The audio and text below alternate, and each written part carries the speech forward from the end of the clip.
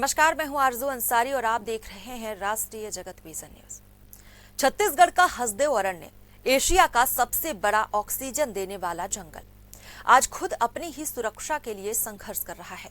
राज्य और केंद्र की सरकारों ने यहां अदानी समूह को कोयला खनन की अनुमति क्या दी, जंगल की हरियाली पर एक स्याह साया मंडराने लगा। लेकिन हैरानी की बात तो ये है कि जहां खनन की इजाजत दी गई है, अदानी वहां तक ही सीमित नहीं रहा। आरोप है कि उससे कई ज्यादा क्षेत्रफल में जबरन जंगलों की कटाई की जा रही है, और वो भी केंद्र व राज्य सरकार की शह पर। स्थिति यह है कि अब जंगल बचाने वालों को ही जेल भेजा जा रहा है।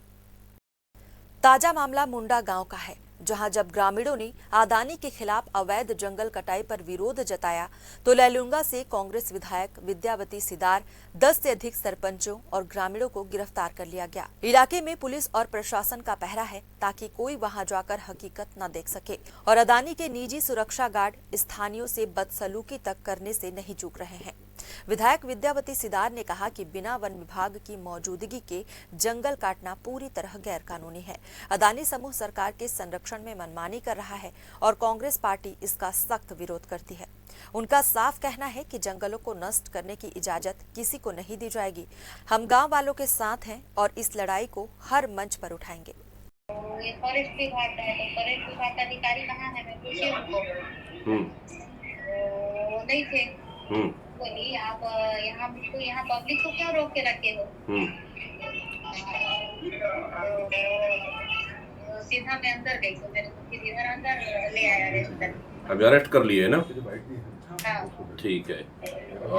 कौन काट रहा है? फॉरेस्ट का नाम आ रहा है। फॉरेस्ट विभाग वाले हैं नहीं है? हाँ, फॉरेस्ट विभाग वाले तो उन्हीं का रेस्ट हाउस में हमको रखे हैं।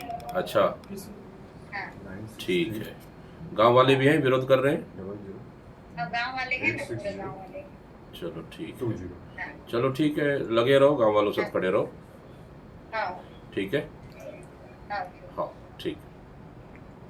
फिलहाल इस खबर में बस इतना ही। देश प्रदेश की खबरों से अपडेटेड रहने के लिए हमारे चैनल को सब्सक्राइब करें और नए खबरों के नोटिफिकेशन के लिए बेल आइकन जरूर दबाएं। नमस्कार।